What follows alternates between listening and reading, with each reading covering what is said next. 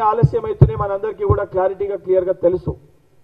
తెలిసినాక కూడా దాని విషయం పైన ప్రస్తావించకుండా కావాలని చెప్పి నిరుద్యోగ యువతని తెలంగాణ రేపటి భావి భారత పౌరులని రెచ్చగొట్టి ఏ రకంగా లబ్ధి పొందుదామనే దురఉద్దేశంతో ఆలోచనతోటి ఏ రకమైన ప్రవర్తిస్తున్నావో ఆ విధానము సరైనది కాదు. నిజంగా నీకు చిత్తశుద్ధి ఉంటే, నిజంగా నీకు బాధ్యత ఉంటే 10 ఏళ్లలో నువ్వు మీ అయ్య కలిసి బావ బొమ్మర్దులు కలిసి తెలంగాణలో నిరుద్యోగులకు ఇవ్వాల్సిన ఉద్యోగ నియామక పత్రాలు అమ్ముకున్నారు. దానిపైన స్పష్టత ఇయ్యు. మరి ఎందుకు ఆ పరిస్థితికి తీసుకొచ్చినావు? దానిపైన స్పష్టత ఇయ్యు.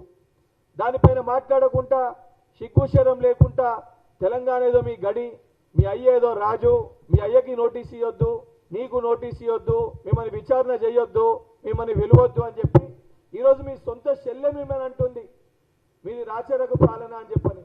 ఓ దొర పరిపాలన మీ సొంత చెల్లె మీ కుటుంబ సభ్యురాలే మాట్లాడుతుంది. నీ ఇల్లుని నీకు చక్కబెట్టుకోనికి శాతనైతే లేదు, నీ ఇల్లును చక్కదిద్దుకోనికి శాతనైతే లేదు. సొంత కుటుంబ సభ్యురాలు బయటకు వచ్చి ఈరోజు మీరు దొంగ లుచ్చాలు అవ్వడని చెప్పి మాట్లాడుతుంది. దానిపైన మీరు స్పష్టత ఇవ్వకుండా ఈ రకమైన మాటలు మాట్లాడటము, ఇటువంటి చేష్టలు చేయడం అనేది మంచిది కాదు. ఇప్పుడు కూడా చాలా స్పష్టంగా కేటీఆర్ గారికి బీఆర్ఎస్ పార్టీ నాయకులకు కూడా నేను విజ్ఞప్తి చేస్తున్నా.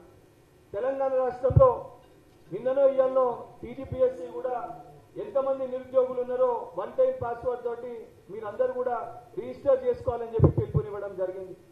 60 లక్షల 30 లక్షల మంది అందులో రిజిస్టర్ అయినట్టు కూడా, అంటే అధికారిక సమాచారం ఏదైతే మనం బయట ఉంటుంది 1 టైం రిజిస్ట్రేషన్కి త్వరలో కొలువులు టీజీపీఎస్సీ పరిధిలో వస్తాయని చెప్పని ఏదైతే 1 టైం పాస్వర్డ్ తోటి టీజీపీఎస్సీ కూడా నిన్న మొన్న రిలీజ్ చేసినట్టుంది. వాళ్ళు కూడా వాళ్ళ అఫీషియల్గా ఏది రిజిస్ట్రేషన్ చేసుకోమని, అంటే ఒక స్పష్టతతో ఒక విజన్ తోటి తెలంగాణ రాష్ట్రంలో యువకులకు ఒక భరోసాని ధైర్యాన్ని కల్పించాలని ఒక ప్రయత్నం మేము చేస్తున్నాం. దాంతోపాటు పోలీస్ శాఖ ఇతర శాఖలలో కూడా రిక్రూట్మెంట్స్ అనేవి ఆల్రెడీ పోలీస్ కానీ రెవెన్యూ కానీ ట్రాన్స్పోర్ట్ కానీ ఇతర డిపార్ట్మెంట్స్ కూడా నోటిఫికేషన్స్ ఇస్తున్నాయి. ఆయా డిపార్ట్మెంట్స్ కూడా అవన్నిట్లో కూడా అన్ని కూడా అండర్ ప్రాసెస్ ఉన్నాయి. అండ్ పోలీస్ డిపార్ట్మెంట్ కూడా మరొక పెద్ద రిక్రూట్మెంట్ చేస్తామని చెప్పి వారు కూడా 14,000 ఉద్యోగాలు రిక్రూట్ చేస్తామని చెప్పి వారు కూడా మాట్లాడటం జరిగింది. ఇవన్నీ చెప్పినాక కూడా దేనికోసం రెచ్చగొడుతున్నావు? ఎవరిని రెచ్చగొట్టే ప్రయత్నం చేస్తున్నావు? 10 ఏళ్ళు మరి నీకు సోయి ఉంటే నువ్వు ఎందుకు మాట్లాడలేదు? 10 ఏళ్ళు పేపర్ లీక్ అయితే కనీసం టీజీపీఎస్సీని కూడా ప్రక్షాళన చేయలేదు. పాపం ఆ రోజు ఒక చెల్లి ఆత్మహత్య చేసుకుంటే వాళ్ళ కుటుంబ సభ్యుల్ని పిలిపించి ప్రవళికను వాళ్ళ కుటుంబ సభ్యుల్ని పిలిపించి వాళ్ళ అన్నని వాళ్ళ అమ్మని వాళ్ళని పిలిపించి మాట్లాడి ఈరోజు వాళ్ళ కుటుంబం అంతా బాధపడుతుంది. ఆ రోజు మమ్మల్ని మంత్రులతోటి వాళ్ళందరితోటి ఎత్తుకొచ్చి ఇబ్బంది పెట్టి వీడియోలు తీపించారు అని ఇయ్యాలకు కూడా పాపం వాళ్ళ తమ్ముడు వచ్చి కలుస్తూ ఉంటాడు. అన్న ఆ రోజు మోసం చేశారు మమ్మల్ని ఇబ్బంది పెట్టారు అని చెప్పి. తెలంగాణ నిరుద్యోగ యువత కూడా నేను విజ్ఞప్తి చేస్తున్నా, ఇది మీ ప్రభుత్వం, మీరు తెచ్చుకున్న ప్రభుత్వం, మీకోసం ఏర్పడిన ప్రభుత్వం, మన భవిష్యత్తు కోసం ఆలోచించే ప్రభుత్వం.